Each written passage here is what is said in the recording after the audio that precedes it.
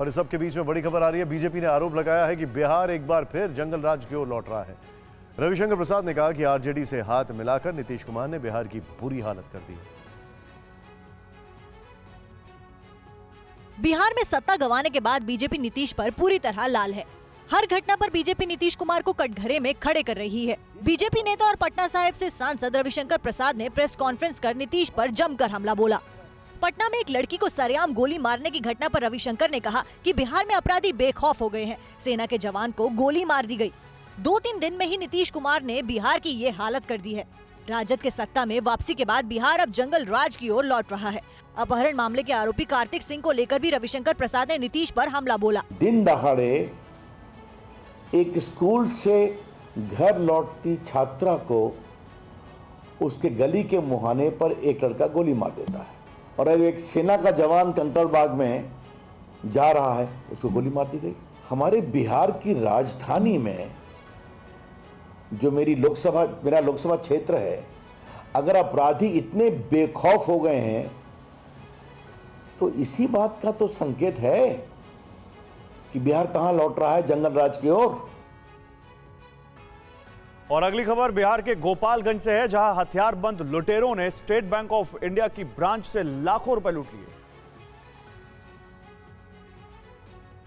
बिहार के गोपालगंज से state bank of India के सीएसपी केंद्र से लाखों की लूट का सीसीटीवी फुटेज सामने आया है। बेखौफ अपराधियों ने बंदूक की नोक पर न केवल 5.5 लाख रुपए की लूट की, बल्कि अंधाधुंध फायरिंग करके खौफ भी मचाया। गाड़ी निकाल। लाखों की लूट की ये वारदात बैकुंठपुर के कृतपुरा बाजार की है, जहां बेखौफ अपराधियों ने दिन दहाड़े हथियार के बल पर एसबीआई के सीएसपी केंद्र में लाखों रुपए की लूट की और अंधाधुंध फायरिंग कर मौके से फरार हो गए। तभी ये पूरा वाकया वहां लगे एक सीसीटीवी कैमरे में कैद हो गया। गाड़ी निकाल। बताया जा रहा है कि कृतपुरा बाजार में हुई लूट की इस वारदात को 2 बाइक सवार 6 अपराधियों ने अंजाम दिया। बेखौफ बदमाश हथियार लहराते हुए सीएसपी केंद्र के अंदर घुस आए और उसके बाद सीएसपी काउंटर में रखे 5,50,000 रुपए लूट कर फरार हो गए। सीएसपी से बाहर निकलने के बाद जब ग्रामीणों ने अपराधियों को चैलेंज किया तो उन्होंने अंधाधुंध फायरिंग कर दी। तभी ये पूरी घटना वहां लगे कैमरे में कैद हो गई। 6 अपराधकर्मी 2 मोटरसाइकिल पर आए और लगभग 5,50,000 रुपए की लूट किए हैं। सीसीटीवी फुटेज से और अन्य माध्यमों से सभी अपराधकर्मियों की पहचान कर ली गई है। कानून व्यवस्था के मुद्दे पर नीतीश सरकार सिर्फ बीजेपी के निशाने पर ही नहीं है, जेडीयू के विधायक भी आवाज उठा रहे हैं। वैसे नीतीश की नई मंत्रिमंडल को देखें तो इसमें दागियों की भरमार है।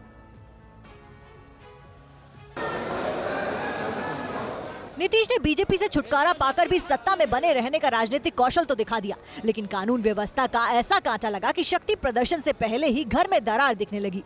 जेडीयू के ही 2 विधायकों के बीच तलवारें खींची हैं।